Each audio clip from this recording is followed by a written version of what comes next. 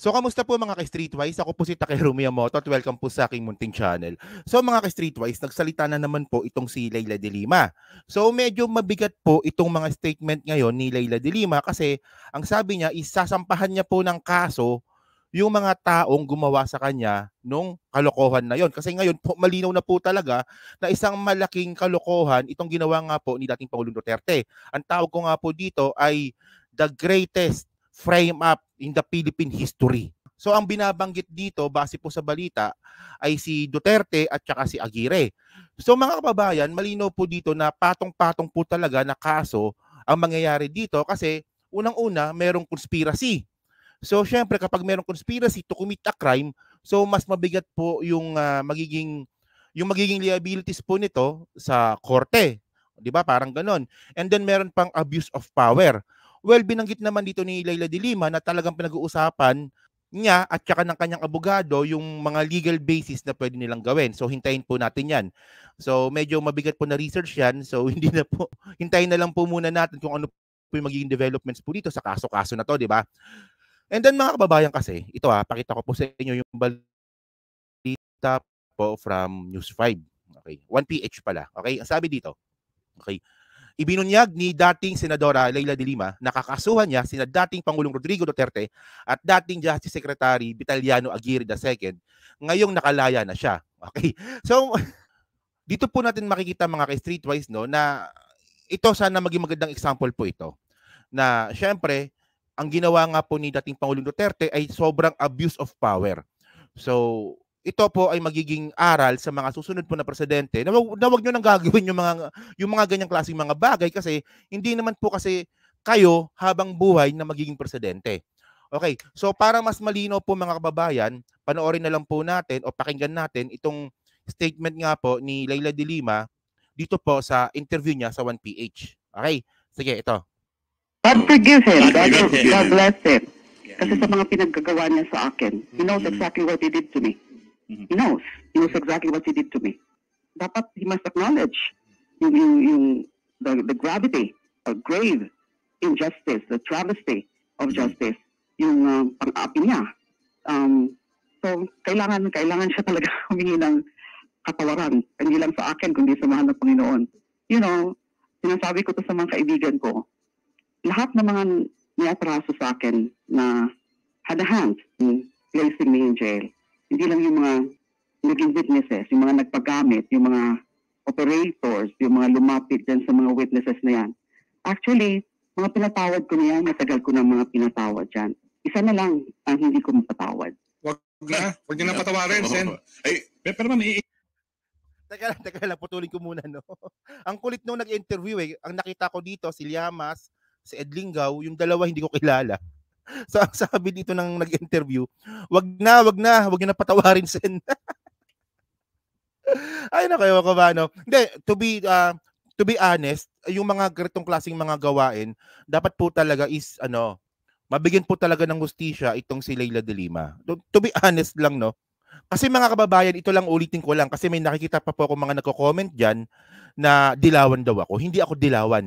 Anti-dilawan nga ako eh. Pero syempre mga kababayan, pagdating po sa usapin po ng tama at mali, tanggalin na po natin yung barriers dito. Sa tingin nyo mga kababayan, kung kayo kaya yung napakulong and then eventually lalabas dito na wala pala talaga kayong kasalanan. At syempre kilala ninyo yung sarili ninyo, 'di ba? Na alam ninyo na wala kayong kasalanan. So kayo ba, papayag lang ba kayo na okay na yan, pabayaan na natin, 7 taon lang naman yung nawala sa akin. At saka mga ka-Streetwise, no, pagkatapos po natin panoorin itong video na to, nagsalita na rin po kasi si Secretary of Justice Boying Rimulya na may malaki talaga yung chance na ma-acquit talaga itong si Leila de Lima sa mga kaso na to. Okay, so bago natin basahin po yung balita po na yan, continue muna natin para makuha po natin yung pinaka-narrative po ng content po na to. No? Okay, sige, continue. Operators, yung mga lumapit dyan sa mga witnesses na yan. Actually, mga pinatawad ko na yan, matagal ko na mga pinatawad dyan. Isa na lang ang hindi ko mapatawad. Wag niyo na patawarin, Sen. Ay, pero ma'am, in that sense, but I've been praying that I'll be given the grace that one day I can forgive him. So in the meantime, ang Diyos na lang muna ang magpatawad sa kanya. Pero ma'am, when you say eventually you'd probably forgive him, but are you still going to seek redress of grievances in the sense that would you still pursue, for example, a case? Seryoso talagang pinag-uusapan namin yan sa legal team. Talagang nandyan yan. Yung option na yan is napakalaking option yan na gagawin namin.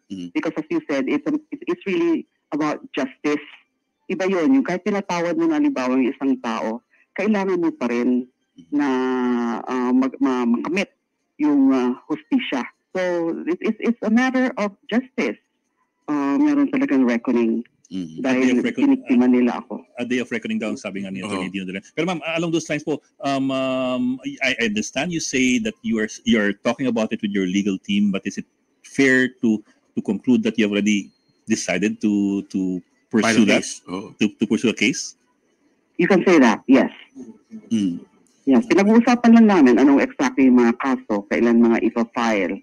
You know, so, but as to the specifics, hindi pa namin talaga. Pinag-uusapan pa yan. Yan. So, mga kababayan kasi, ito lang talaga yung hindi ko makuha sa mga DDS. Kasi mga ka-streetwise, no, malinaw naman po talaga na itong nangyari po kay Leila de Lima, dumaan po talaga ito sa husgado.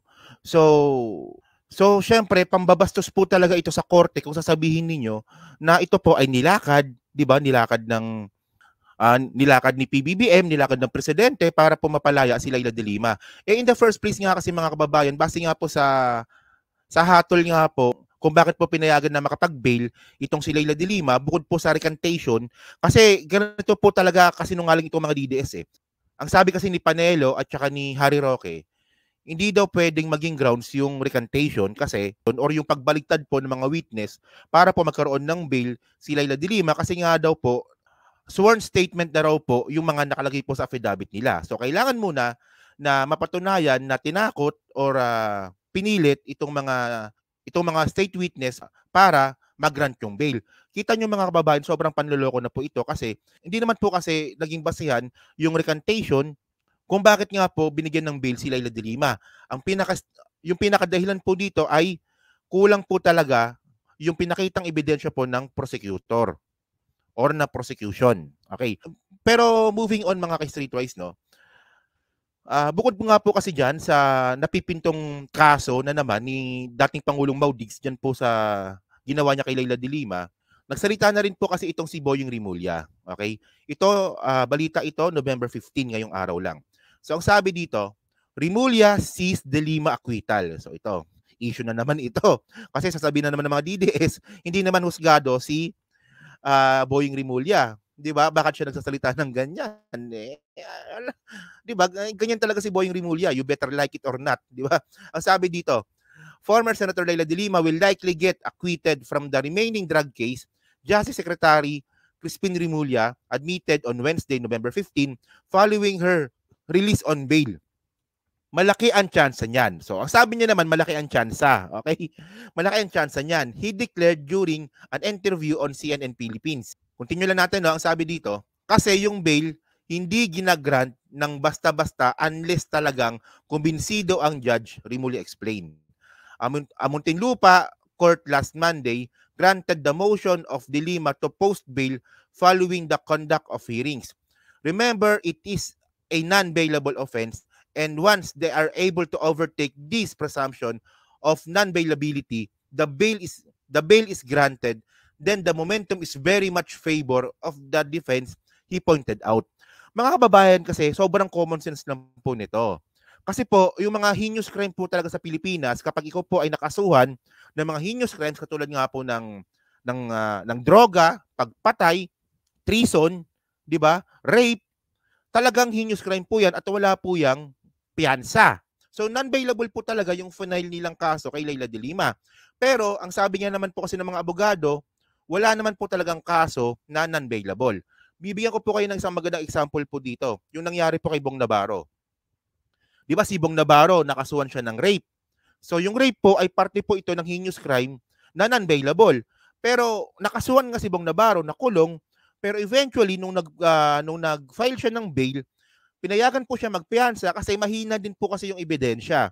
So base po talaga sa history po ng mga court decision po sa Pilipinas, na kapag po ang heinous crime po talaga ay napagbigyan po ng piyansa yung akusado, ang ending po talaga niyan is ma-acquit.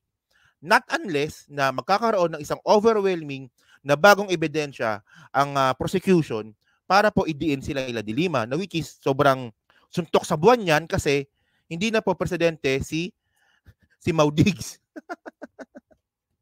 At saka mga kababayan, nagsisimula pa lang po itong mga karma na sinasabi nga po natin, nakakaharapin pa ni Duterte. Kasi nga po, ngayong araw din po, lumabas na po yung subpoena. Okay. So ang sabi dito, 5 hours ago, breaking, Quezon City prosecutor summons ex-President Rodrigo Duterte for a December 4 and 11 probe at Quezon City Prosecutor Office respond to grave threats complained by Representative Franz Castro. This remarked the first subpoena against Duterte since leaving office. Castro, along with lawyers, filed criminal charges citing Article 282 of the RPC addressing Duterte's death threat. Yan. Korte na po bahala dyan kung magpuproceed po ito. Okay? Continue lang natin, The penalty of guilty range from 1 to 6 months imprisonment. So maliit lang naman. 'Di ba? Isang buwan hanggang 6 na buwan lang naman pala yung imprisonment ng grave threat. Pero kasi mga kababayan kasi, ang ibig sabihin po nito mga ka-Streetwise, tinanggap po ng piskalya yung kaso na final nga po ni Franz Castro. So ang mangyayari kasi dito mga ka-Streetwise, once po na hindi po pumunta itong si Duterte para makapag-file po na kanyang counter affidavit dito po kay Franz Castro, ang mangyayari po dito, kasi base ito sa sa batas medyo aware po tayo dito kasi Diyos ko, ilang taon na akong vlogger, di ba? Ang mangyayari po dito kapag hindi po pumunta si Mau Diggs diyan po sa subpoena po na yan, magkakaroon po ng default. So kapag nagkaroon po ng default, ang ibig sabihin nun, aakyat po yung kaso sa korte. So sa korte na sila mag-usap. So bale, dumaan naman sa proseso, bale nasa piskalya na po yung kaso. So kapag nag-file na nga po ng affidavit itong si Duterte, so titimbangin niya ng piskalya at doon na po magdi-decide yung piskalya kung merong probable cause yung ginawa nga po ni dating Pangulong Duterte. So kapag merong probable cause, ang mangyayari, aakit na po ito sa korte. Yun.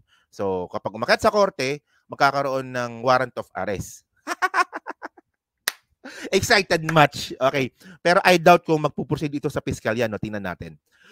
And then, Duterte, anong ginawa mo sa buhay mo? Ito nga po yung subpoena. Subpoena to subpoena nga, di ba?